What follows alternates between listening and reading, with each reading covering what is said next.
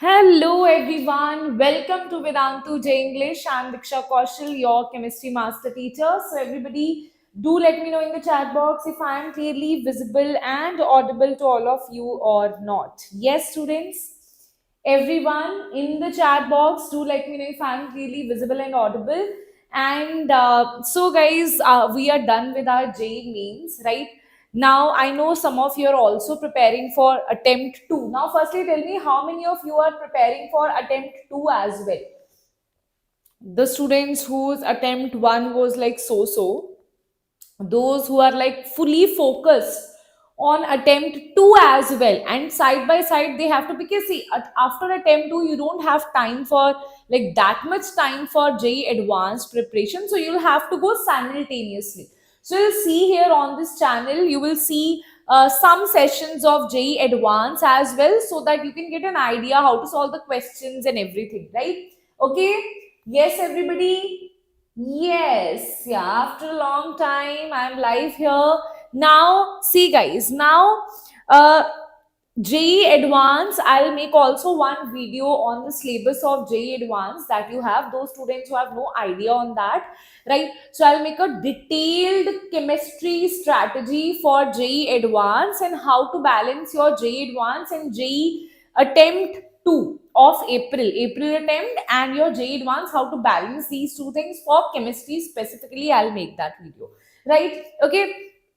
But if you're thinking that, ma'am, I'll just see, firstly I'll prepare for attempt 2, then I'll see, that will not work. You have to start from now only. Otherwise, forget about JEE Advanced. You will see for yourself. I have picked up the previous year questions, right? This is just this particular session I'm taking for physical chemistry, right? Then if I get like a good response from you guys, then I'll think that okay, let's take for organic and inorganic as well. Only if I get a good response on this, right? Okay, so do share this with your friends as well, right? And today I'll be taking 15 questions so that you can get an idea that what is the difference in the level of questions of JEE Mains and JEE Advanced, right? All of these are PYQs of JEE Advanced, right? So that you can get an idea what kind of questions they ask, how much more efforts you have to put, right? So all these things you should be completely clear upon, right? Okay, yes students. Ma'am, for boards, okay. Nigni, don't worry for boards as well. I'll make a video on boards as well. And one more thing, those students who have their boards this year, right, who are not droppers, who have their boards this year, do let me know in the comment section after this video so that I can do something for you guys as well. Before exam, definitely I'll do like full marathons as well. But now also, do you want me to take up question answer sessions, right? Because right now you have time to just brush up all the concepts of chemistry. Do let me know what you want for boards as well. Okay, right everybody? Yes, yeah, definitely everyone is starting from now only, right? Most of the students are starting. No, it's obviously that some students are preparing for 2 years as well, but still if you start from now, right, it is better than not starting and giving up, right? So start from now, don't even waste a single day, and that's why I'll give you a proper strategy for that, right? Okay, so now what we are going to do, everybody, let's see JEE Advanced questions, right? Don't get scared of these questions. Try to understand what is the difference in the level and try to understand what more efforts you need to put in, right? Especially if you have not started your JEE Advanced preparation, this is for you, so that now you can realize that okay, what are the things that I can do so that I prepare myself well in next 2-3 months, right? You have approximately 2.5 months for your JEE Advanced, so you have time, start doing it, right? Okay, so now let's talk about the questions one by one. I'll go through the questions. First question on your screen, everybody. Let's talk about the first question here. Right, let's talk about the first question. Everything, bacha, everything that you have query about JEE Advanced, or you have query about boards, or you have query about any other exam that you are preparing for, just write it down in the comment section, not in the chat box, but in the comment section after I end this live. Write it down so that I can get an idea that what exactly you guys want right now, right? If you want me to prepare you for boards, I'll do that. If you want me to prepare you for some other exam, just mention the date of that exam, right? Okay, so accordingly, VAT triple E still has time, so that the boards are more near, so that's why that is more priority at this point, right? Okay, yes, stop talking, start working. Stop working, stop talking, start working. Huh? Stop nahi, right? Okay, let's start. Okay, first question on your screen. You have to be very calm when you're doing these questions, because they are not JEE mains level, they are advanced level, so that's why questions will be little lengthy and trickier. So just see this, right? So first question is, a gas has a compressibility factor this 0.5, and this question, students, this question is from gaseous state. So there is a chapter that is not there in JEE mains, but it is there in JEE Advanced, and that is gaseous state. And it's not like very difficult questions they ask from gaseous state. The questions are formula based, good questions. Easily you can solve it if you have gone through gaseous states, right? So first we will talk about this questions that is from gaseous state, that is not included in JEE mains, right? A gas has compressibility factor of 0.5. Compressibility factor means Z. Z is given to be 0.5. And a molar volume of 0.4. Molar volume means Vm. Vm. Molar volume is Vm. That is this much at a temperature T and pressure X. Okay. If it shows ideal gas behavior, then the same temperature and pressure, the molar volume will be Y. Okay. Right. X by Y you have to find out. So it's a very simple questions of your JEE Advanced, right? You can easily score this question, easily you can do that, right? Okay, now if I see this question over here, guys, what you will have for gases, we know that compressibility factor is this, volume is given to be this, temperature and pressure is given to be this. Now this is the formula that we will apply, that is Z is equals to PVM by RT. Nothing is there. We know that PV is equals to nRT. So when you put PV by RT, that will become the compressibility factor, right? Okay, that will become the compressibility factor that is there for real gases. In gaseous state, we talk about real gases. They don't behave like ideal gases.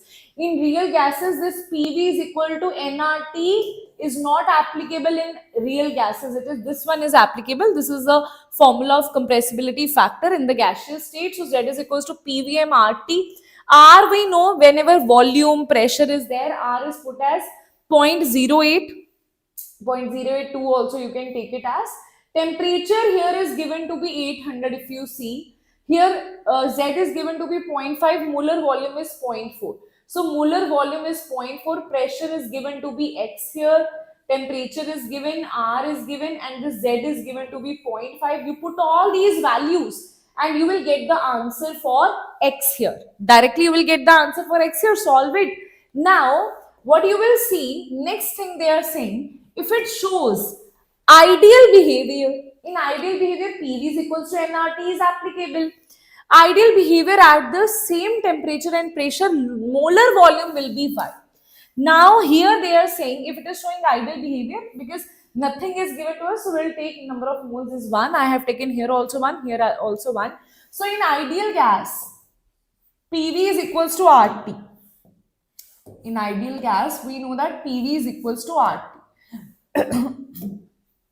So if I say PVM is equals to RT, now pressure is given, volume is given. Volume they are saying it is Y. Pressure, they are saying pressure will remain the same. Here pressure is coming out to be 80. So here also it will be 80. R is same, that is 0.08. And temperature they have given to, they have given temperature is also same, right? So temperature is what? Temperature is 800. So now you just put the value. Vm is equals to RT by P. You put the value of R, put the value of T, put the value of P here, and you will get the answer as 0.8, which is nothing but Y, because they have given here, they have given here that molar volume in this case, that is Vm in this case, is nothing but it is Y. So now you have solved the value of y as well here, and x also you have solved, and they have asked you the value of x by y. Just solve it. X by y is 80 by 0.8 and you will have 100 as the correct answer here. Now, if you ask me, ma'am, shall we, ma'am, we have never studied gaseous state, ma'am, should we study it or not? I would advise you, yes. You must study it. You must study it because it's a very simple chapter. It's a very scoring chapter, right? Okay, getting the answer, right? So it's a very scoring chapter because here you can easily, if these kind of questions, this is your pyq only, right? So if these kind of questions are asked, you can easily answer it based on the formulas, right? Okay, is that clear? Is that clear, guys? Do let me know. Yes, I'll tell you about Eklavya batch as well. Eklavya batch, which it is basically for JEE Advanced students only, right? Like full detailed preparation, like all the chapters that are not there, your practice session, everything will go on regular basis there, right? So it is specially designed for JEE Advanced students, like test series, everything will be provided in the Eklavya batch, right? So it is already going on, right? Teachers are already teaching there, and like full on detailed means detail. You will have long classes there, you will have proper tests and everything will be there that is needed, right? Okay, yes. Now let's see the next question here. At 25 degrees Celsius, the concentration of H positive ion is given to be this. Of a weak monovacic acid having an acid dissociation constant Ka, okay, is this. The value of X is what? Kw is given to you. Okay. See what all is given to you. See. They are saying 25 degrees Celsius concentration of H positive ion in aqueous, H positive ion in this much of aqueous solution of weak monovacic acid. Weak monovacic acid, let's say HX. They are saying concentration of H positive ion in this much aqueous solution. This is the aqueous solution that is given to be, this is H positive and this is giving X negative.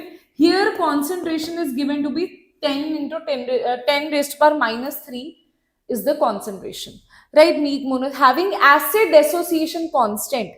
Ka is also given to you here, right? Ka is also given to you here. Okay.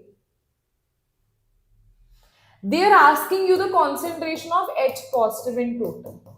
H positive, they are asking you what is the concentration of H positive here, right? And you have two things, right? You also have water here, right? This thing is also there. So see, H positive concentration will be from two things. First is from here and second is from here, right? So you will add the H positive concentrations from this weak monovacic acid and this water, right? And here Ka is given to you. Initial concentration of 10 of this weak monovacic acid is given to you. They are asking you what is the value of this H positive. So how do you answer this? Firstly, though, in a simple way, what you can say, let's say this is C1, this is 0, this is initially 0. Let's say the degree of dissociation is alpha 1 and here it is alpha 2. Let's say here it is alpha 1, right? Because here what you will say, this will be C1 minus C1 alpha 1, this will be C1 alpha 1, this will be C2 alpha 2, right? And here it will be, this is C2, this is 0 and this is 0, and here it will be C2 minus C2 alpha 2. This is C2 alpha 2 and this will be C2 alpha 2. First you tell me if this particular thing is clear. This is what we have done till now also, right? Okay. Yes, Sham, I'll definitely bring the strategy video for April attempt. Okay, I'll definitely bring that, right? Okay, tell me. Now, if you have HX give rise to H positive and X negative here, first thing is, bacha, we have this thing here, right? First thing is, we have two things. One is weak monobasic acid. Now, what they are asking you to find out, they are asking you to find out the value of H positive. H positive from here is nothing but C1 alpha 1 and from here it is nothing but C2 alpha 2. So, they are asking you to find out the value of C1 alpha 1 plus C2 alpha 2. Firstly, tell me, is this clear what they are asking you here? How to do it here? Now we will start using this thing here, because we know that the value of Ka, you will see the value of Ka, that is equals to H positive, and this is nothing but X negative, and this is Hx, right? And here what you have, here we have Kw, which value we know, this is H positive, and this is OH negative, right? Okay. Now from these two equations we'll answer this question. Okay, see. Now firstly what you will have to take, this all I have told you how to take this also I have told you. Now see this. Now when you talk about Ka is equals to H positive, A negative by Ha, I have taken it as Hx, they have taken it as Ha, whatsoever is like you feel like you can take.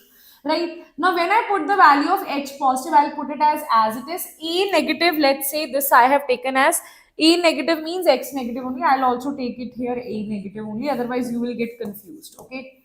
So let's take it as A negative only, right? Product by reactants. This is product and this is reactant. Now H positive value I am not putting here, right? Let's see what is the H positive value here. This will be A negative is C2 alpha 2, Ha is C1 bracket 1 minus alpha 1. So I'll put this value here, right? Now I know that, or you know what you can do here. This also I have already taught you. So I'll just teach you the value of alpha 1 here. Okay? Let's see, this is Ka, that is H positive is nothing. H positive is as it is, right? Ka value you know, this is C1 alpha 1, right? And this is C1, this is 1 minus alpha 1. This will cancel out. We know that alpha 1 is a very small value, so that is why it will become H positive. This is alpha 1. That will become the value here, right? Okay. This will become the value here. That is C1 will cancel out, na? Wait a minute. C1 will eventually cancel out only. Hai na?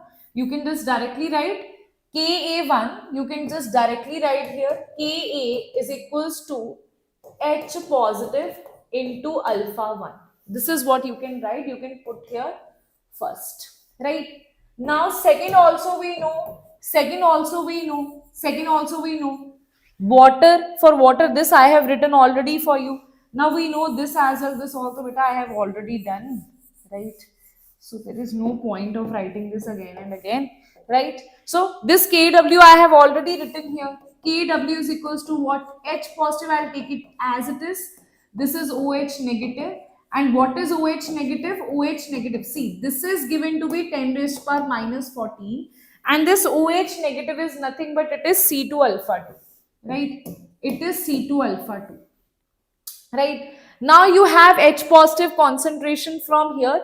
You have H positive concentration from there. Now what you will do? We know that the total adding 1 and 2. Right?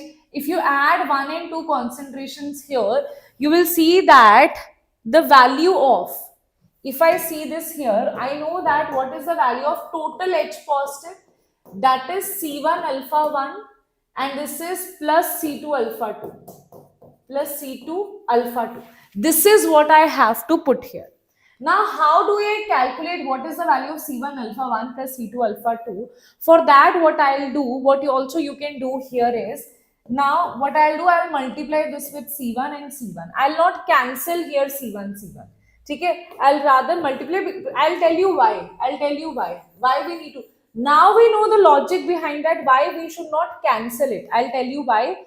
Because if you see, this is C1 Ka1 is equals to, not Ka1, this is just, you can write Ka is equals to H positive. This is C1 alpha 1. Just see this here. This is first point. This is second point. When you add this here, even here if you want to write, just write Kw only. Now when you want to add it, very beautifully what you will see, you will add this C1. I'll tell you why we have added it, to get that value. Okay? C1 Ka plus Kw. Now I know the value of C1 also initial. This is also given. Ka is also given in the question. Kw is also given. Now see how do we find it out. Now this is equals to C1 Ka1 is nothing but it is H positive, right? And this is C1 alpha 1 right? And this Kw is nothing but it is H positive, right? This is C2 alpha 2. Now, can I see that H positive is a common thing here, right? So, this is the common thing here. I'll take it common, and this will become C1 alpha 1 plus C2 alpha 2. Can I say this is nothing but this is H positive only? So, can I say I can write it here H positive square, and that is nothing but that is coming out to be Ka, this is Kw, this is C1 Ka plus Kw. ठीक है? Now, can you see what we will have here? C1 Ka plus Kw is equals to H positive square, right? Now, can I now see that I have the answer? Can I now see that I have the answer? You can just calculate the answer like that, right? Okay. This although I have already done for you, right? So calculation and all I'll not get into, right? Calculation and all I'll not get into. So you can just directly write here that H positive concentration is equals to under root of C1 Ka plus Kw. C1 is given to be what? C1 is given to you, that is given to be 10 raised power minus 3. This is 4 into 10 raised power minus 11. This is 10 raised power minus 3. This is 4 into 10 raised power minus 11. This is 10 raised power minus 14. Right? So you'll calculate this here. This is 4 into 10 raised power minus 14. This is plus 10 raised power minus 14. You will take it common. That will become 10 raised power minus 7. And this will be under root of 4 plus 1, 5. Isn't it? Under root of 5, right? Under root of 5, we'll put the value. Under root of 5 is nothing but 2.24, right? Into 10 raised power minus 7, and that will be the answer. And they have asked you to calculate this in the form of x into 10 raised power minus 7. Okay, so when I compare this with x into 10 raised power minus 7, I've done the calculation also because it was easy, right? Okay, it was not like it was not at all time consuming. So if I see this will become x, right? Okay, so that's how, so there is no as such formula for this one. This you have to like hit and try. You'll have to solve the full question. It is not direct formula that just this is the formula, put the formula, you get your answer. It's not like that, right? You should know the concept here, what we are doing. Then I have just mixed up the formulas here. Okay, this I know, this I know. Then I calculated the value of H positive from here, and that's how I calculated, and you have your answer. Okay, tell me, is that clear, everybody? Is that clear? Answer will be 2.24 is the correct answer here, right? Okay. Done? Okay. Yes. Done? Yes. Next question here. Next question here. Let's see that. Let's see that. Yes, everybody, let's see the next question here. Try to do this. Not, at least try to understand. Try to understand. These are your PYQs only, right? So you'll get an idea what kind of question they ask you, right? So this is on decreasing the pH from 7 to 2. Okay, they are saying pH is decreasing from 7 to 2. Solubility of a sparingly soluble salt of a weak acid increased by this to this. That means I can say when pH is equals to 7, that means when H positive concentration is 10 raised power minus 7, at that case solubility is 10 raised power minus 4, right? Then we are saying if pH is equals to 2, right, then H positive concentration will be 10 raised power minus 2. Then solubility is going to be 10 raised power minus 3. This is what they are telling you, right? This is what is given in the question. At least firstly you should know what is given in the question, right? Okay, yes, but don't worry, I'll help for boards as well, but right now please focus here, right? You can just let me know in the comment section today what problems you are facing, what you want on this channel. Accordingly I'll plan, right? Okay, now the pKa value of Hx they are asking you, okay? Either directly you can learn the formula or I'll tell you how to generate this formula, right? Okay, tell me. Understood, everybody? Let's try to understand how to generate this formula, right? Yes, everybody? Firstly, I'll directly tell you this is the formula. Either though yeah, you can directly learn this formula, right? That S is equals to under root of KSP, H positive, right? Plus Ka divided by Ka. This is the formula. Either you can directly learn it, or I'll tell you how to generate this formula here. Okay. Okay, for example, right, something is given in the question and you need to generate it, how you will generate it, right? So now first thing you should know is that if you talk about in the question what is given on decreasing the pH of this in sparingly soluble salt, let's say Mx, uh, of a weak acid. Now they have taken two things here. They are saying there is a acid, right? The solubility of a sparingly soluble salt Mx of a weak acid increased from this to this. That means there is a weak acid HX, and HX, the X negative, is also making making a salt of Mx. So I have two things. I have salt that is Mx, that is giving me M positive and X negative.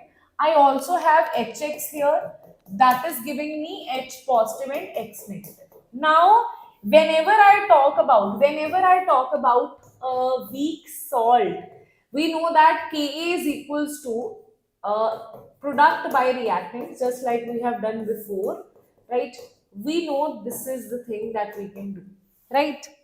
Now, if I talk about this thing, I also know that KSP, because they are asking about solubility. So for solubility, KSP is the thing that I can use. KSP is equals to the product multiplication, right? Okay, this is what I have here. I can mark it 1 and 2 here, I can mark it 1 and mark it 2 here, right?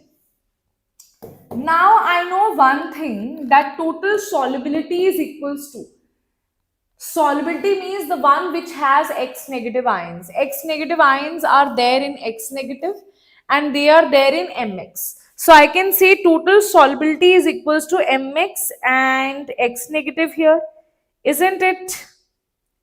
Yes, everybody. Here it is getting soluble to X negative, so I'll say that is X negative, right?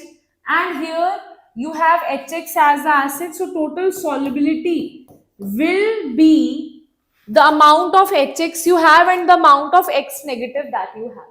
That will become the total solubility here, because this is the salt that will be dissociated into X negative. This whole is dissociated to X negative. This I am not taking X negative here, I am taking HX here, right? Okay, that will give me the full-fledged solubility, that initially there is an acid and that is this. Now, if I say, they are saying, okay, increase from this to this pKa. Now I'll have to find the value of pKa here. So what I can do here, solubility is there, I can put the value of X negative, I can take this value here, I can take the value of HX from there and I can put it here, isn't it? Yes, everybody, tell me. Can I do this? Right? Huh. So if I see solubility is equals to X negative, right? HX is, I can see this here, HX is given to be nothing but H positive and this is X negative. This is divided by Ka. I am just telling you how to solve this as well. What if some different question is there, right? Divided by Ka, right? Now this thing I know, X negative you can take it as common, right? And X negative is, you can take it as solubility, so you can just put the values here and you can get your answer here, right? Wait a minute. Mm,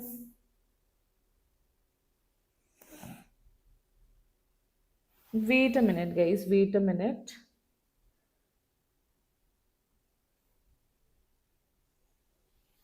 Mm,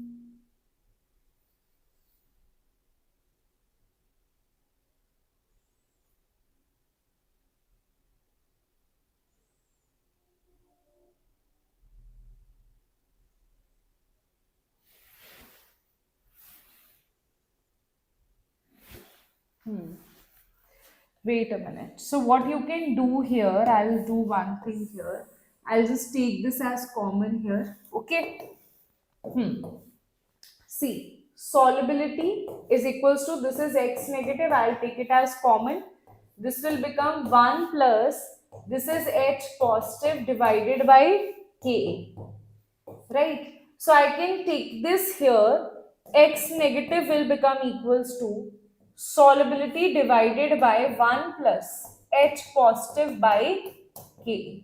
This is the thing that you will have. X negative has this value. Now see this thing. We also know from the KSP value is equals to, if I take the solubility, this as S, this will become, okay. If I take M as solubility of S, and this is X negative is nothing but this is S, this is 1 plus H positive divided by Ka, right? Okay, or you can just write it, I'll just write it here, put this here. Okay, I'll just write it on the next page, otherwise you will get confused, right? So what you will have the value of KSP. Now I'm generating the formula. KSP is equals to M positive, right? But don't spam, okay? M positive is solubility S, right? This will be S divided by 1 plus H positive divided by Ka, right? So now you have this formula here, right? Now you have this formula. This will become solubility square. This is Ka plus H positive divided by, this will come there. This will become Ka only. This is KSP.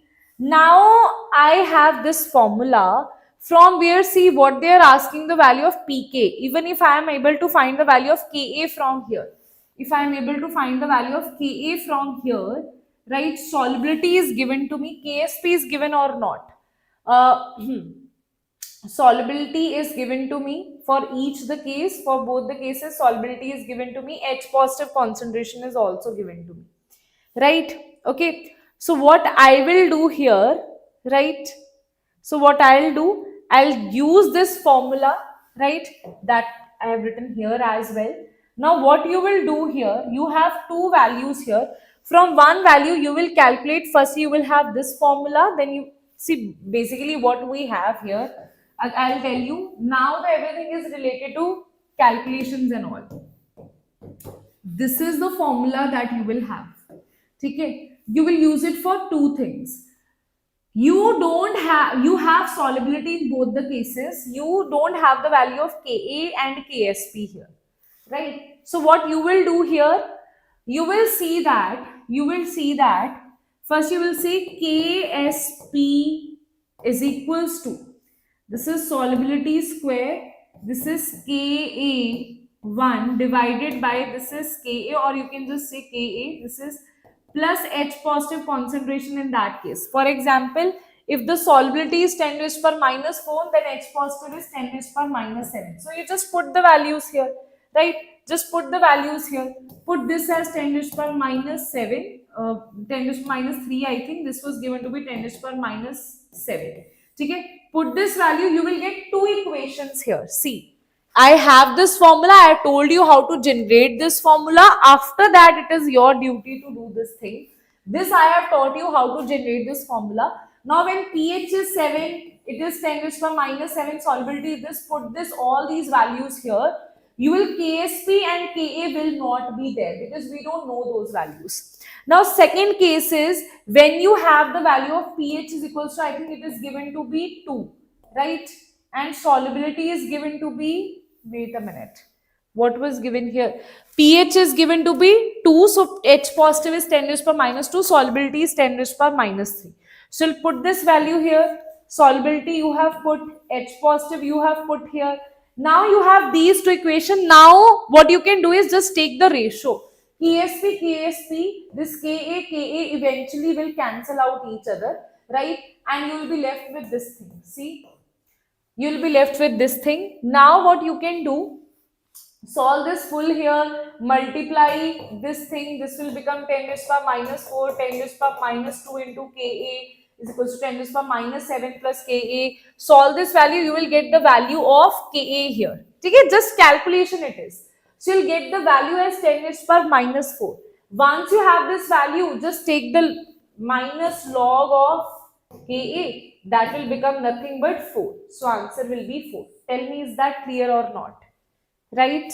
Okay. Tell me, everybody. This session is for advanced, right? Okay. Yes. Is that clear, everyone? What they are talking about? Do let me know, is that clear or not? Is that clear? Done? Okay. Yes. Now that's it, and 4 will be your answer. Now let's see the next question here on your screen. Let's see this question over here, which says what thing. Let's talk about that. Right? Okay. Yes. The entropy versus temperature plot for phases alpha and beta.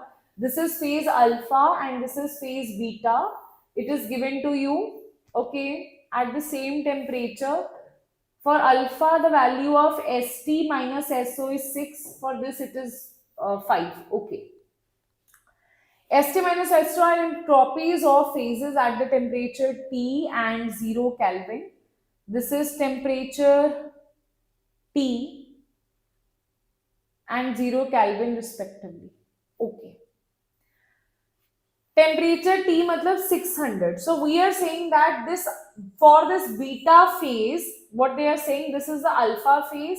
For this alpha phase, temperature 600 minus 0 Kelvin is given to be, this entropy is given to be 5. Right? So you can say, from this graph, what you can say, for alpha phase, 600 minus 0 is given to be 5. For beta phase, entropy of 600 minus 0, delta, is given to be 6. Right? For alpha and beta, these two delta S are given to you. Okay. Now they are saying the transition temperature. Here Kirchhoff's law will be applied. This is again not asked in your mains. This is asked in advanced. Right? So here next thing is the transition temperature for alpha to beta phase changes as this 600 Kelvin, and Cp of beta minus Cp of alpha is 1 joule. Okay. Assume Cp of beta minus, this is independent of temperature, in the range 200 to 700 Kelvin. Okay. Cp alpha and Cp are heat capacities, that is true. They are saying value of enthalpy change. And what they have given you here? Oh. Okay. They have given you the value of, wait a minute. They have given you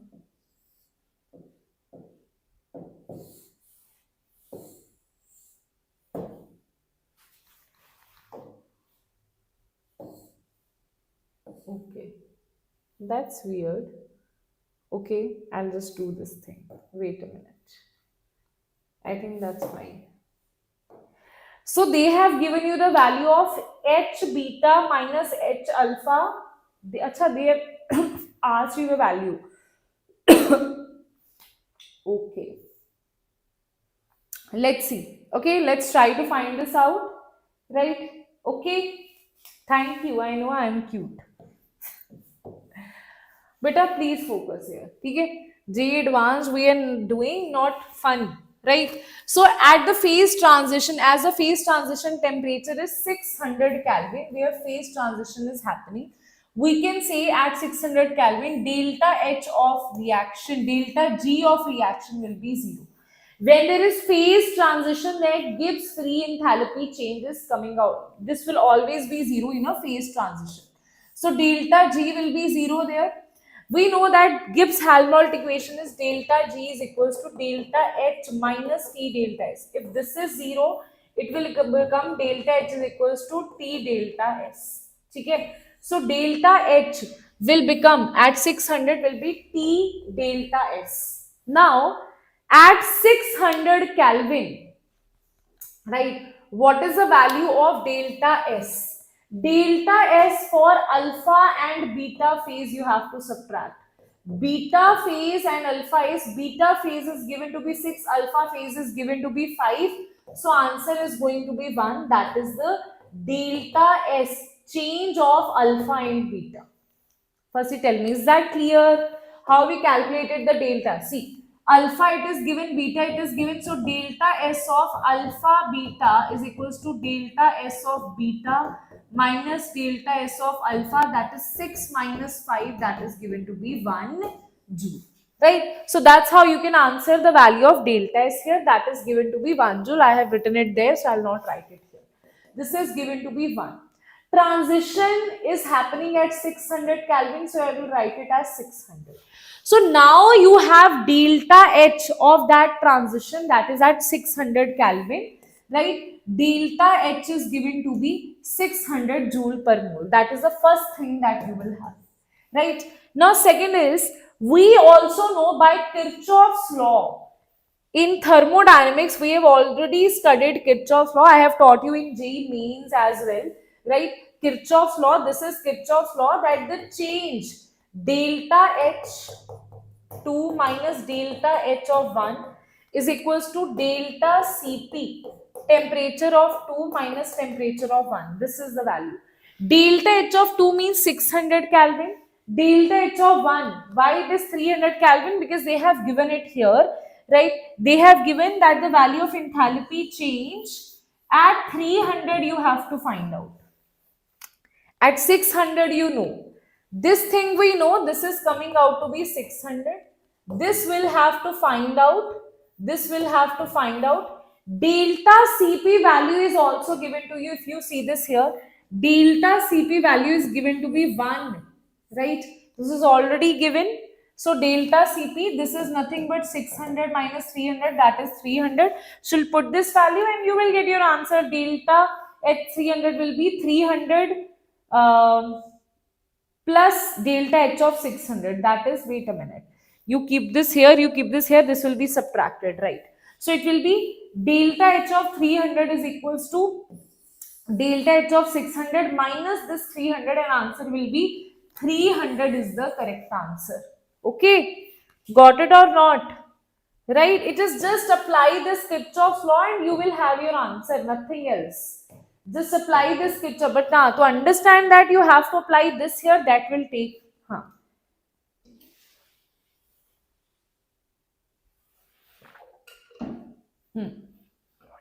Done? Got it? Clear? Okay now? Clear everybody? Shall I move ahead? Shall I move ahead? Right? Okay. Next question is, next question is, wait a minute. Yes. Next question is, we have 50 milliliter of molar urea density is this, is mixed with 250 milliliter of solution containing this much of urea. 50 milliliter of this much molarity of urea solution is mixed with 250 milliliter of urea solution with this much of urea. Both the solution are prepared in the same solvent. The osmotic pressure of the resulting solution is what? See, pi is equals to CR2. R, you know, that is given to be 62. They are specially mentioned because it is in torr. It is not in bar, it is in torr. So it is given to be 62, you will take it 62. Temperature is given to you. Yes, temperature is also given to you. Now I need to find out the value of this concentration C. Because two solutions are mixed, so I'll have to take the concentration of mixture of those two solutions, right? So in first solution, molality is given to you, right?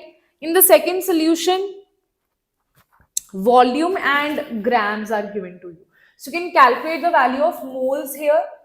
Once you calculate the value of moles, you divide it with the volume and you will have the value of concentration of the second solution, that is this one.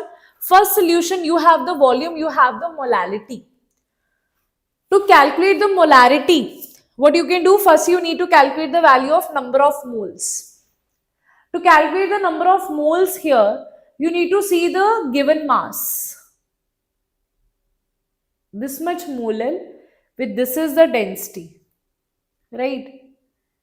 Density is equals to, you need to calculate the value of molality, and volume and density is given to you, है ना? So what you can do, you need to calculate the value of molarity. Either you can directly put the formula as well of molarity. Molarity, do you remember that formula of molarity?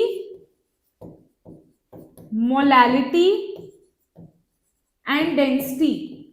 Okay? Either you can directly put that formula, or what you can do here, you can firstly say that when this much molar solution is given to you, what do you mean by this much molar solution? See, either you can directly also put the value also, right? That's totally your choice. Now here what we have done, we have calculated the molarity of the solution in a different way. You can do it either ways. I'll teach you this way, right? Okay. So if I see this much molar solution is given to you, this much molar solution means if I take 1000 gram. Now what is molality? Number of moles by weight in kilogram. If I say this weight of solvent is 1 kilogram, then molality is equals to number of moles. If molality is given to be 0.2, then this will be 0.2 if this is 1 kilogram. That means if weight of the solvent is 1000 uh, grams or 1 kilograms, then this will be the number of moles. So I can say that this much molar solution means 0.2 moles in 1000 gram of solution. This you can know from the definition of molality, right? From the definition of molality. Now you have number of moles of urea. We know the molar mass of urea, that is 60. You can calculate the weight of urea as number of moles multiplied by the molar mass, that is 12 grams. This is in the first solution. 12 grams is the weight of solute. Weight of solvent is 1000 gram and total weight will be 1012. That means addition of these two will be the total weight of that first solution, right? Now we know the density. Density is equals to given mass by molar mass. Wait a minute. This is not write it here. Density. This will be volume is equals to, we know density is equals to mass by volume. So volume is equals to mass by density. Mass is this, density is given to be this. So volume is given to be 1000 milliliter. See, here volume is 1000 milliliter. Number of moles is 0.2, right? So what we can say, simple thing here, if 1000 milliliter of the solution contains 0.2 moles, then 50 milliliter of the solution, because they have given 50 milliliter here. Now we are saying if 1000 milliliter will contain this much moles, in 50 milliliters you will have what? 1000 milliliter will contain how many? 0.2 moles. So 1 milliliter will contain 0.2 by 1000 and 50 milliliters will contain multiplied by 50. So 0.2 divided by 1000 into 50 will be the answer for the number of moles here, that is 0.01 mole of urea. Now you have this. Now in the first solution, we have calculated how many moles are present in 50 milliliter. Number of moles we have, volume we have, molality you can calculate from here, molarity, sorry, you can calculate here. The 250 milliliter of the solution, now this is the second one, this is we have number of moles here. Now second solution is where 250 milliliter contain this much of urea. Now we are saying 250 milliliter solution contain this much of urea. Gram is given to you. Mass is given, you will divide it by molar mass, you will have the number of moles, right? So these are the number of moles present in 250.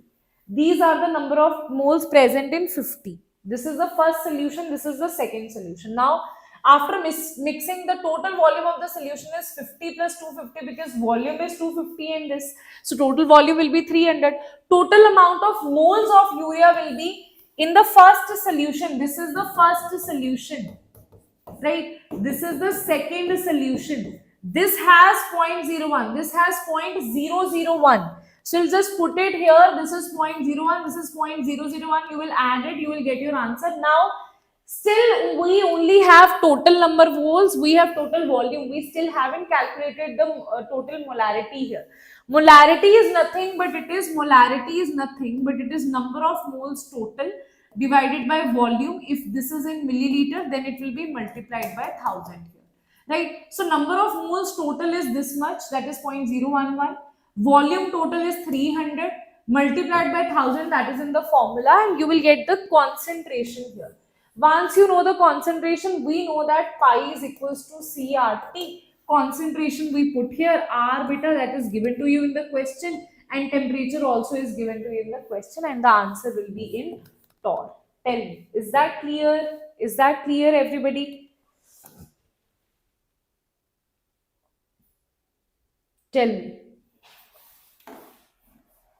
Don't worry, Pratap.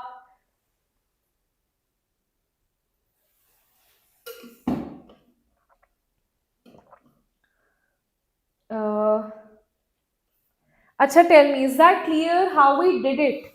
Okay, what we had initially this thing that we know that pi is equals to CRT. We know the value of R and T, we don't know value of concentration. For that, I'll need to add up the concentration of two solutions that is given to me. Right, C1 and C2 I'll have to do. So what I'll do, either you can individually calculate the molarity of this one and molarity of this one. That way also you can solve. It's not like that way is wrong. If you calculate individually the concentration of second solution and that, it will also work. But now here, what we have done is, we have firstly calculated, that way is also right, because there you can calculate the molarity of this solution. Then you can calculate, we know molarity, we know density, you can directly put the formula, calculate the value of that as well. Right?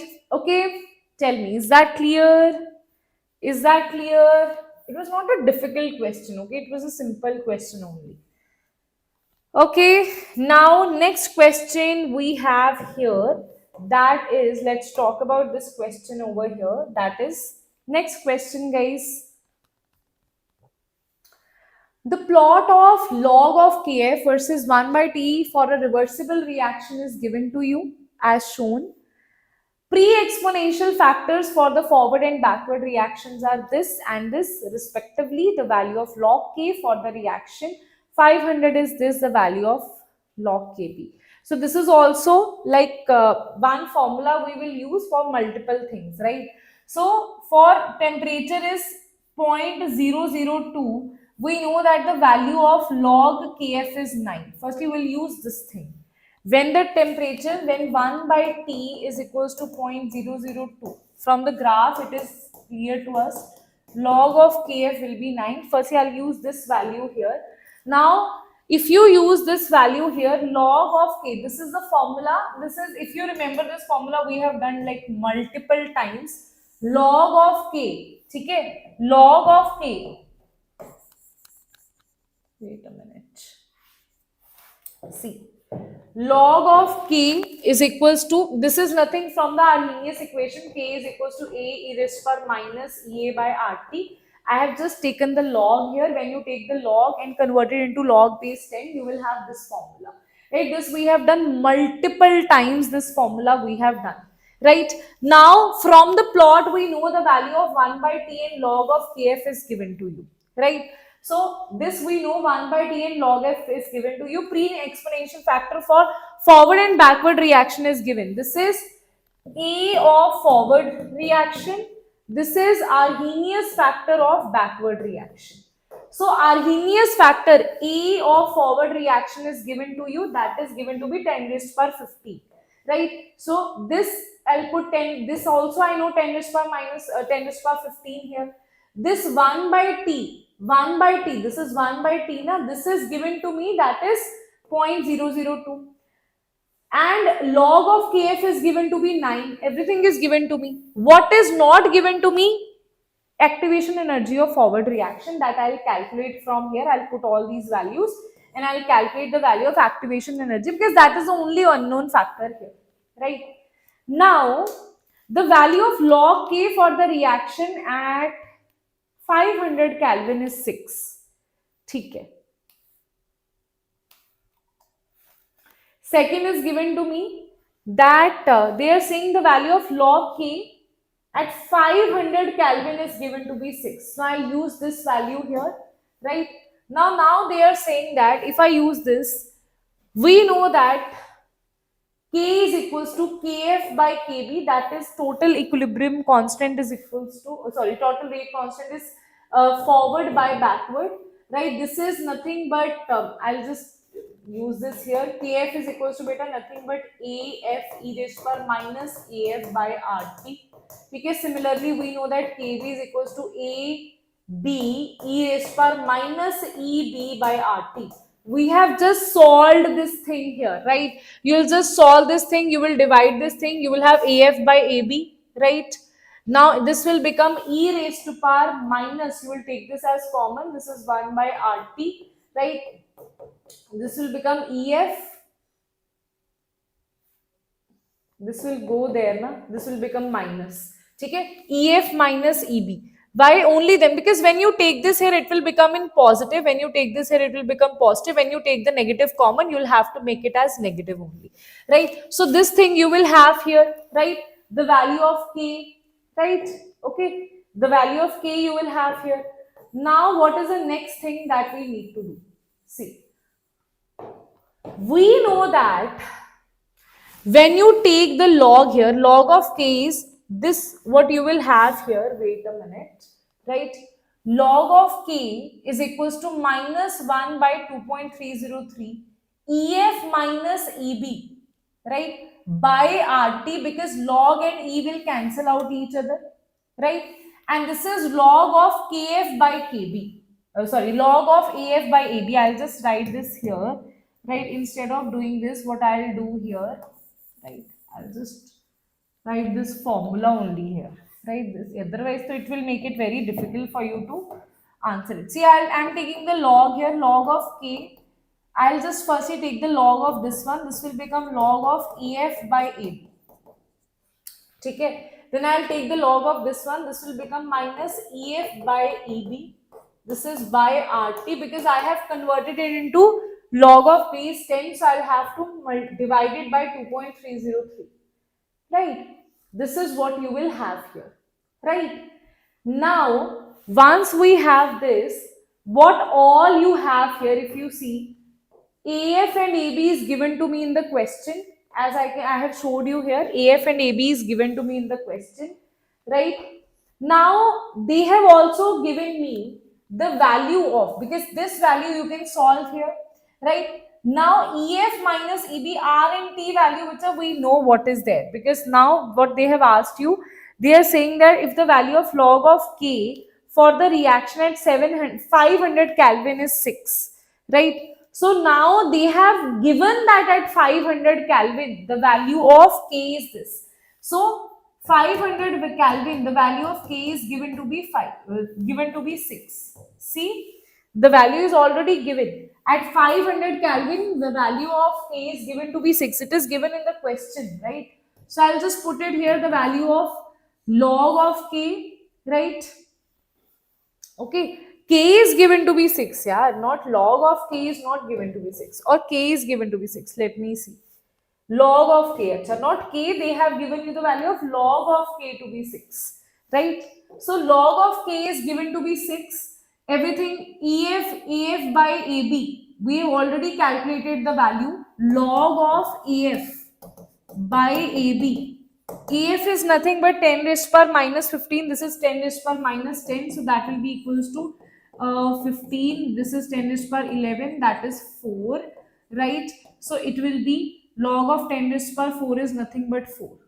Okay? So answer of AF by AB is 4, that we have already written here. Minus of this is 2.303 as it is. Temperature is 500. R will calculate here. R we know 0.082. You can just put it there. EF minus EB. Now what we will do, we'll solve the value of EF minus EB or EB minus EF, whatsoever you solve. Now what you will do here, now once you have solved it here, once you have come here, now ma'am, what is the value of EF that we have calculated to be 3000? So I'll put the value of 3000 here. EB will come out here. Okay. We have calculated the value of EF from here, from this equation. Now from this equation, we have calculated the value of EB here. Activation energy of forward and backward reaction we have calculated. From the same formula, this is Arrhenius equation. Again, I am explaining till now. From the Arrhenius equation, from the graph, these two values were given to me. I put this value, AF is also given to me. I calculated the value of activation energy of forward reaction. Activation energy of backward reaction, I will calculate. I have the value of EF here, AF here, AB here. K is also given to me, that is log of K is given to be 6. So I'll just solve this full equation and get the answer of EB here, right? Once I have the value of EB, now if you see, they have asked you to calculate the value of log of KB at 250 Kelvin. So again, what we will do, you will again put the value KB is equals to AB e raised to minus EB by RT. Temperature we know, R we know, EB you have to calculate. EB is given to you. Acha. You have to calculate the value of KB. Okay. EB you have calculated here. That is this one. So EB you will put here, this value we know, R value we know, T we know, that is given to be 250, right? AB is given to be 10 raised per 11. In the question only it is given. So at 250 Kelvin you will solve. We know all these values, you will put it here and you will get your answer here, right? So you will get the answer for log of KB, right? Tell me. Yes, I can see the chat box. Tell me. Clear? Tell me everybody, is that clear? Okay? So same equation we are using. Firstly, what we did? From the same equation, firstly I calculated because KF was given, AF was given. I didn't have the value of EF, so I calculated value of EF here, right? Then from here, from this equation, what I calculated the value of EB from here because everything else was given in the question, right? Now, again, I'll use the same formula like this, the same formula. This is for forward reaction. I'll use the same formula for backward reaction. Now, I'll calculate the value of log of KB from here because this I know, this I know, this I know, this I know. This I don't know, so this I'll calculate from here, right? Okay, so it's like same formula we are substituting here and there, right? Okay, tell me, right? Next question, everybody, let's see.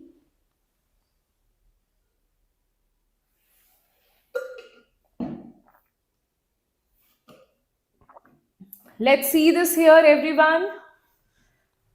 An acidified, so what they are saying, acidified solution of 0.05 molar Zn2 positive is saturated with 0.1 molar H2S. What is the minimum molar concentration of H positive ions required to prevent precipitation of Zns? Ksp is given to you, overall dissociation constant of H2S. Knet is given, Knet that is given to be K1 into K2 is equals to this. Okay? Let's see how to answer this question, right? See. So what they have given you this equation here. Wait a minute. They have given you this equation, Zns solid is equals to Zns 2 positive and this. Now in the question, if you see acidified solution of this much Zn2 positive ion is saturated with this much H2S. So these are the Zn2 positive ion. So here Ksp value will be Zn2 positive multiplied by S2 negative. Zn2 positive is given in the question, S2 positive we don't know, right? So what we will do? This will be Ksp is also given in the question. If you see, Ksp is also given. Zn2 positive is also given. So can I find the value of S2 negative from here? Definitely yes. I can easily find the value of S2 negative because this is given in the question. This is given in the question. This I can easily calculate, right? Now, next they are saying that there is H2S and that is 0.1 molar in the initial. So H2S is 0.1. This gives you 2H positive and S2 negative. S2 negative concentration you know now. H positive concentration you don't know. We know that K net, that is overall dissociation constant, is given to you, that is 1 into 10 raised to power minus 21. So this is equals to product raised to power square, okay, raised to power 2, because that is the stoichiometry, multiplied by this S2 negative divided by H2S, right? Now H positive we don't know, S2 negative we know, H2S is given, that is 0.1, right? This is, we have calculated it here. H positive we don't know. We know the value of Ke, that is dissociation constant, is given in the question. Can we calculate the value of H positive from here? Definitely yes. Right? So this is a simple question, right? H positive we can definitely calculate, and what they are saying, minimum molar concentration of H positive required to prevent precipitation. So that is given to be 0.2. That will calculate to be 0.2. Tell me if that is clear. Right? Okay. Yes. Tell me everyone.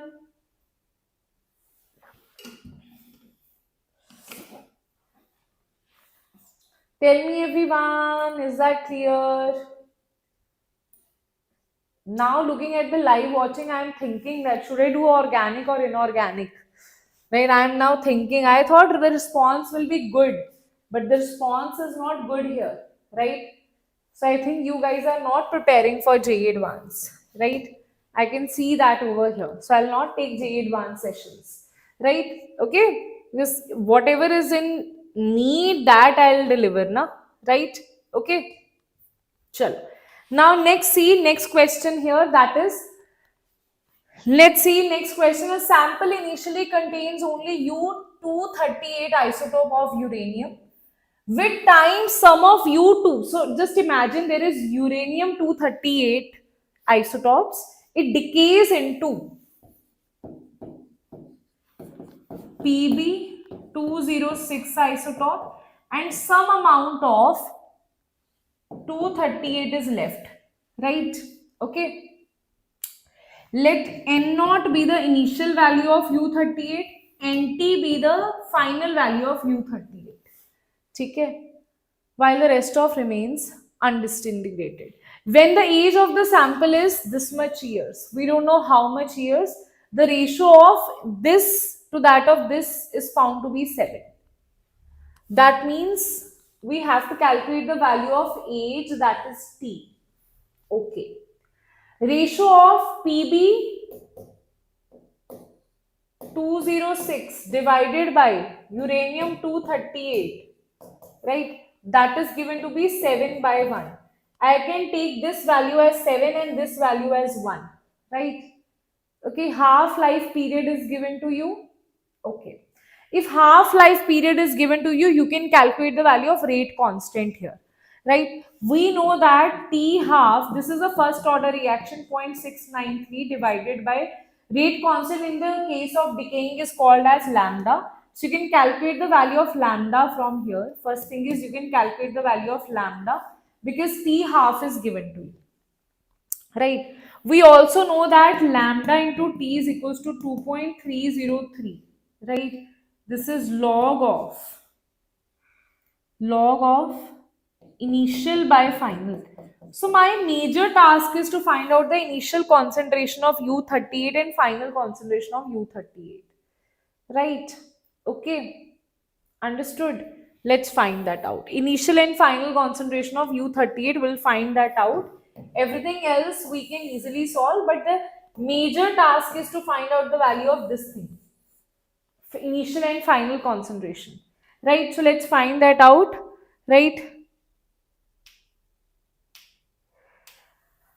Chalo, moles of, now if I take 206 and 238 is the molar mass that is given to you. If I say Pb is 7, if I say this is 1, because ratio is given, I can assume this has 7 molar mass and here I can take 1 mass, right? So answer can be moles of Pb208 will be 7 given mass divided by molar mass, that is 206, that will be the answer, right? Moles of uranium 238 given mass is 1, molar mass is 238, so answer will be 4.2 into 10 raised to power minus 3. So these are the number of moles. Still we are not up to that, okay? We have just calculated the number of moles. Now see, a very important thing. N naught is the moles of U38 initially. how many moles U38 initially were there. And U38 initially, how much were there, is equal to moles of Pb. Now see, because energy can neither be created nor be destroyed, है ना? It is only getting converted. So how much amount of initial you have here is equals to, after decaying, the amount of Pb206 you have and the amount of uranium-238 that you are left with. That means we can say that moles of uranium-238 initially is equals to moles of Pb206, that is this much, plus moles of remaining, because these two are, this ratio is given at time t. That means this ratio is given after decaying. That means these moles that you have calculated is after decaying. These are the moles after decay. After decay. These are the moles after decay. Right? These are the moles that you have after decay. Right? So after decay, you are left with some amount of Pb, some amount of uranium. So initial moles of uranium is equals to, after decaying, the amount of Pb you have and the remaining uranium you have. Moles of Pb is this, remaining uranium is this. You will solve it, you will have the value of N naught here. Right? Okay. Firstly, tell me, is that clear? Huh. Understood? Now, using the decay formula, we know that, now this, okay, we know this thing, okay, this will do later on. We also know lambda, that is rate constant.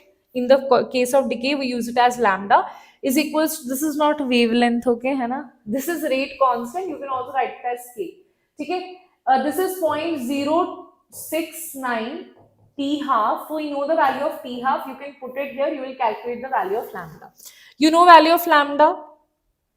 Initial we know. How do we calculate the value of final concentration? See, final concentration, tell me guys, final concentration, isn't it this is the final concentration? Tell me, isn't this is the final concentration?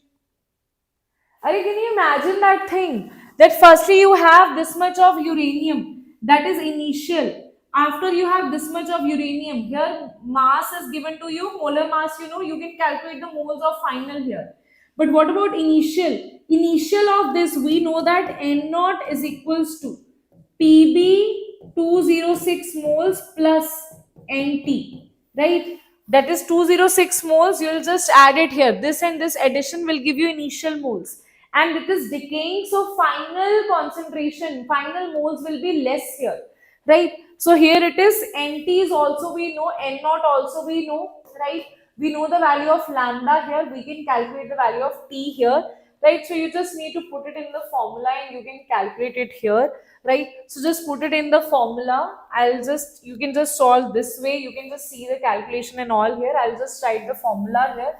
Lambda T is equals to, okay, you can just, T is equals to 2.303, lambda is nothing but it is 0.693. This is divided by T half and this is log of N naught by Nt. Okay, this is the formula in the end that you will use. Okay, you can do all these calculations. T half is given to you. T half is, I'll just put it in the question, what is T half? This is given to be T half. This is the value of T half. Initial concentration you have calculated here. This is N naught and this is Nt. Okay, so just put the values and you will get your answer. Okay, right? Done. Done, everybody. I know you're feeling like crying, ma'am. What are these questions, ma'am? These are the questions of JEE Advanced, beta. But this was a simple question, right? Okay, now do the next one here. For the following cell, you have this cell here. When the concentration of Zn2 positive is 10 times the concentration of Cu2 positive, the expression delta G is. Okay. Now, firstly, see, we know that Zn2 positive, you are going then we are going towards CO2 positive to CO. We know this is anode side, this is cathode side. Okay, E naught cell is given to you in the question. So just use this formula. Delta G is equals to delta G naught plus 2.303 RT log of this. Okay? Or you can just write this here. Delta G is equals to delta G naught 2.303 RT log of product by reactant. Product is Zn2 positive, reactant is Cu2 positive. Now the everything is easy. Delta G is nothing but that is minus NF E naught cell. E naught cell is given to you here. Number of electron lost and gained is 2 here. Faraday is 96500. So we know these three values. This is already given in the formula. This is given to be 8.314 because we are talking about energies here. So we'll put the value of R as 8.314. You can just, here you don't even need to put the value of R because the options you have not put the value of R. You don't even need to put the value of Faraday, right? So you just put the value of 2 here. This is 2. This is given, that is 2. E naught is given in the question, that is 1.1. This is 2.303. R. Temperature is what? Temperature is also given to you, that is T. Temperature is also T only, right? Log of initial concentration, and this is fine. This is Zn2 positive. Zn2 positive, they are saying concentration of Zn2 positive is 10 times of Cu.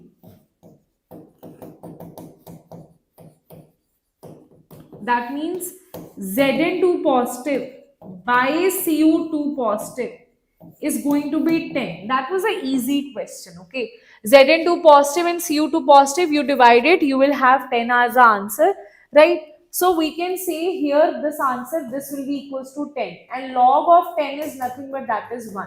So just put it here, put all the values here, and this will be the answer that you will get. Okay, done? Yes, everybody understood? Next question on your screen. Let's talk about the next question here. Let's see the next question.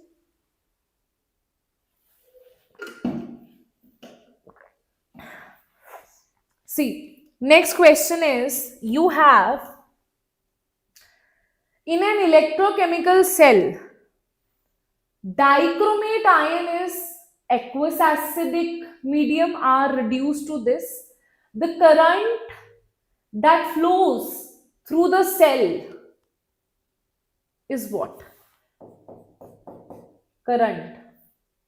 Current is equals to Qt, charge into time. Time is given, minutes, that means time is given. 1 mole of Cr3 positive you have. Simple it is, okay? Time is given, you need to convert time to seconds. Okay, first thing is you will do that. Then for charge, we need to do the cell reaction. Then you will see that for 1 mole of Cr3 positive, how much charge you need, right? See how much Faraday of charge you need. So this is the cell reaction that we have studied in redox. We know for 2 mole you need 6 mole of electron. That means for 1 mole you need 3 mole. That means 3 Faraday is needed. So I can say charge is 3 Faraday. Charge is 3 Faraday. 3 Faraday charge is needed for 1 mole of Cr3 positive, right? So 3 Faraday charge is needed. Time is given to be this much minute. You convert it into seconds. Now we know that current is equals to charge upon time. Charge we have calculated. Time we know. You can calculate the value of in amperes, right? Okay, understood? Tell me. This is again your PYQ only, right? Everybody, tell me. Is that clear? Hey, you are feeling why you are so depressed? Okay, not that many questions we are left with, right? Let's see the next one.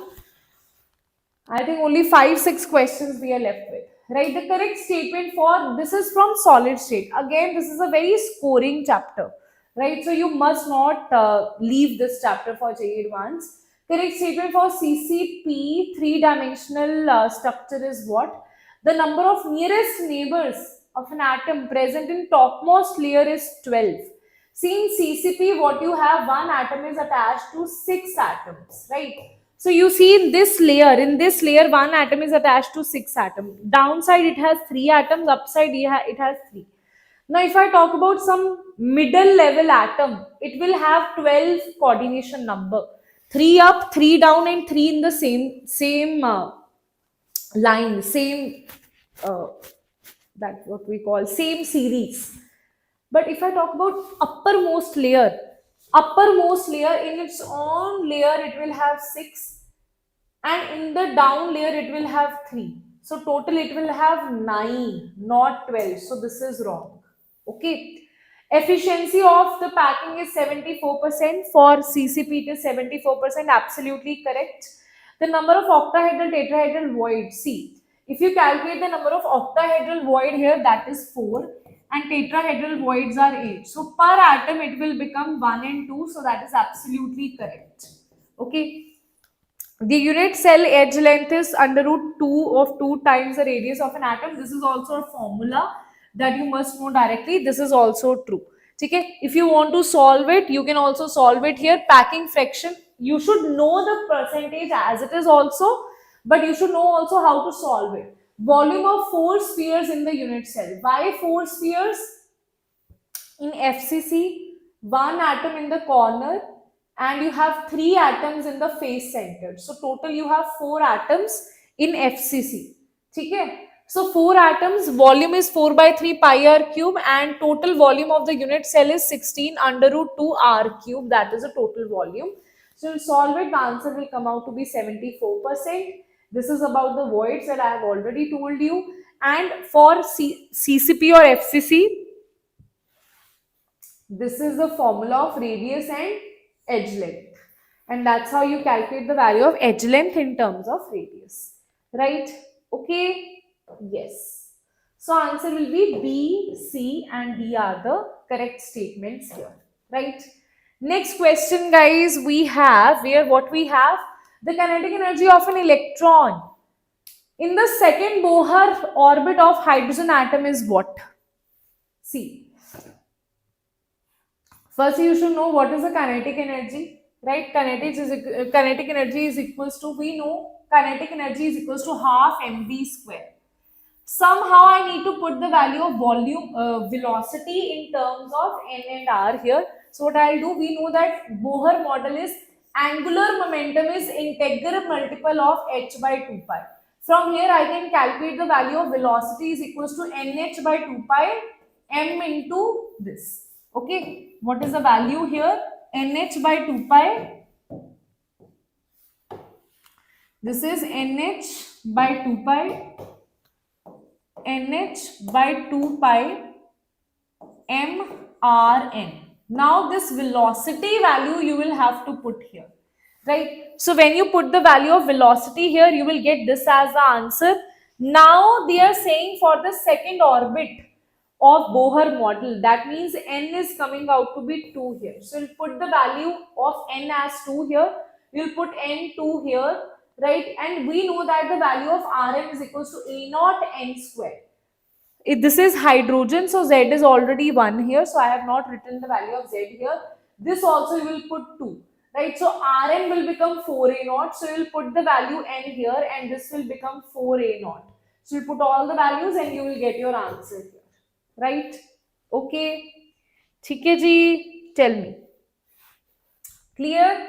So that's how you will solve this question here. Next is, let's see this question, everybody. Let's see this question. It's a match the following question. Let's see this.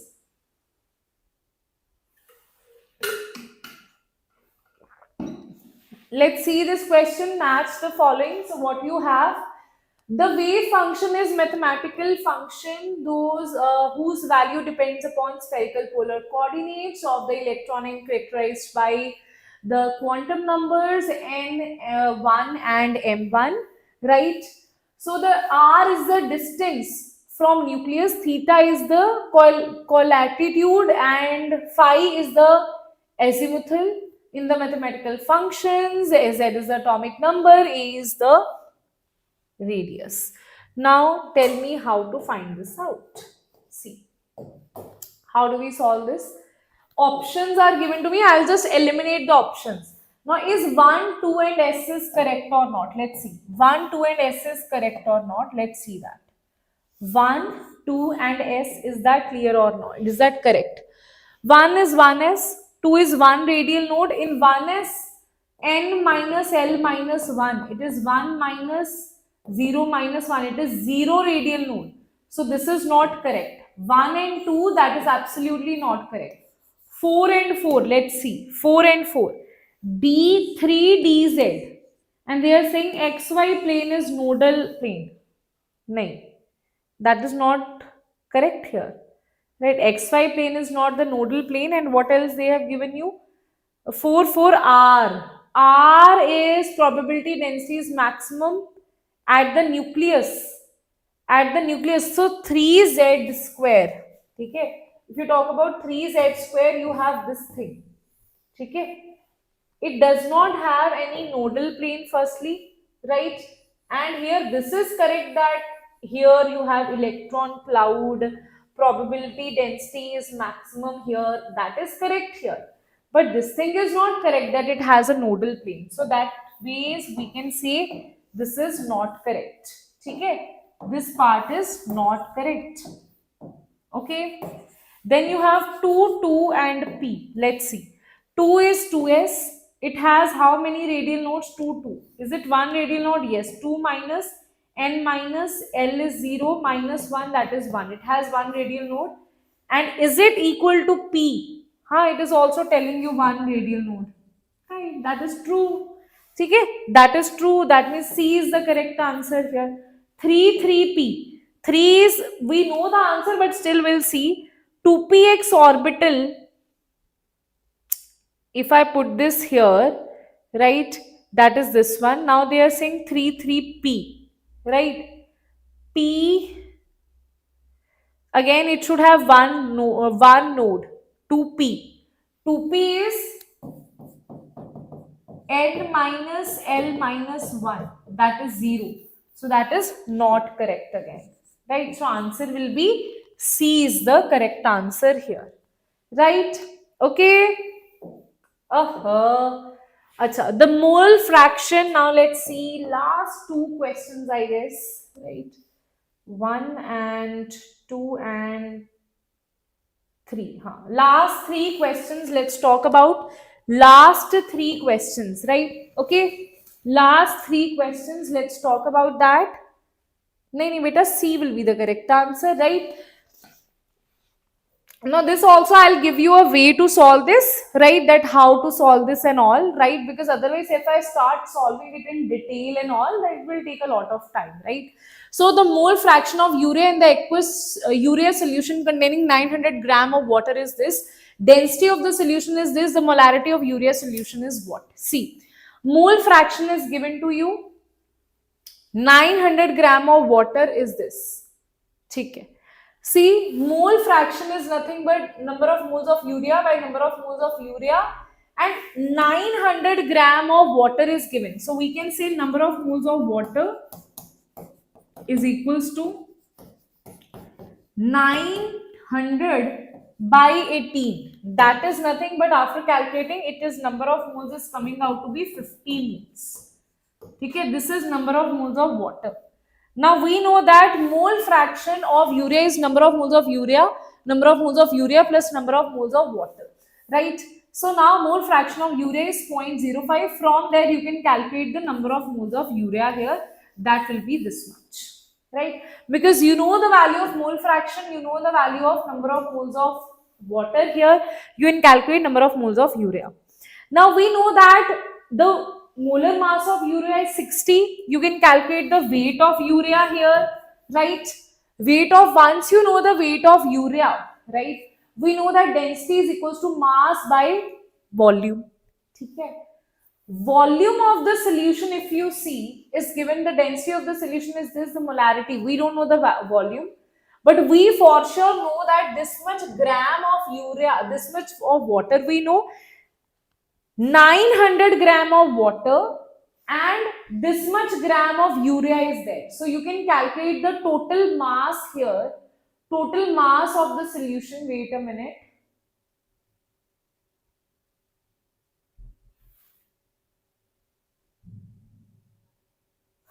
Right. Okay, I'll just put one more thing here. I'll just include one more step here. Right. Total weight of the solution is urea plus weight of water. Urea is nothing but 2.6 into 60 plus 90. That is the total weight. This urea plus water, that is the total weight. Density is given to be 1.2. So we know that density is equals to mass by volume. Mass, you put the value here, right? Okay. You put the value of mass here. You put the value of density here, density. Okay. This is the value of weight here, total weight. You put the value, you have the volume of the solution. Molarity is number of moles. Number of moles of urea. I'll just put all the formulas here. Molarity is equals to number of moles of urea divided by volume in milliliter multiplied by 1000. Number of moles of urea is calculated to be 2.6315. 1000 is already there and volume you have calculated to be this much. So you put the volume here and you will get the answer of molarity here. Okay, ji? Okay. 3 molar is the molarity here. Right? Okay. Now let's see. This question is very technical. Okay. This question is very interesting and if you have not studied JEE Advanced questions, these kind of questions you must have heard first time. So, it's a very factual based question, conceptual question in fact, right? An aqueous solution of hydrazine is electrochemically oxidized by O2, okay? Thereby releasing, we are saying hydrazine you have and you have O2, okay? In the form of electrical energy, one of the products generated from the electrochemical cell is N2. Okay. Now, first you need to know where you have what is at anode and what is at cathode. So they are saying OH negative ions with N2H4, okay, at anode to form N2 and water releasing 4 electrons. So, is this happens? Okay, let's see. In the cathode, this breaks into N2 and nascent oxygen is released. Okay. At cathode, molecular oxygen get converted to OH negative. Okay. Oxides of nitrogen are major byproducts. So, firstly, you need to know 2-3 things here. Firstly, this part is used at anode and this part is used at cathode. Okay, I'll tell you what exactly happens. At anode, this is converted to N2 and water. And at cathode, this is converted to OH negative. That is absolutely correct. Now, N2H4 breaks into N2. At cathode, that is not correct. Okay. At anode, N2H4 hydrazine forms N2 in water. That is correct. Along with 4 electrons, that I'll tell you the reactions as well. At cathode, molecular oxygen get converted to OH negative. This is also correct. Oxides of nitrogen are major byproduct. That is not correct because only N2 is formed. There is no other oxide or every oxides are not formed here. Only N2 is formed here, right? So what are the 2 equations here? Let's see. This is the first equation that you will have, that at anode what is happening, right? So at anode what is happening, N2H4 hydrazine is getting converted to N2 releasing 4 electrons. This is as it is. You should know what happens in electrochemical cell of hydrazine, right? This is what will happen, right? And at cathode this will take place. Sorry, है ना? At cathode this will take place. O2 is getting converted to OH negative. Okay? So based on these 2 equations, they have asked you these 4 statements. So answer is A and C is the correct answer here. Okay? Okay. Done, everybody? Huh. Right. Okay. I think this is the last question of today. Let's solve this. Let's solve this question, everybody. Last question of today. Let's solve this. Right? Okay.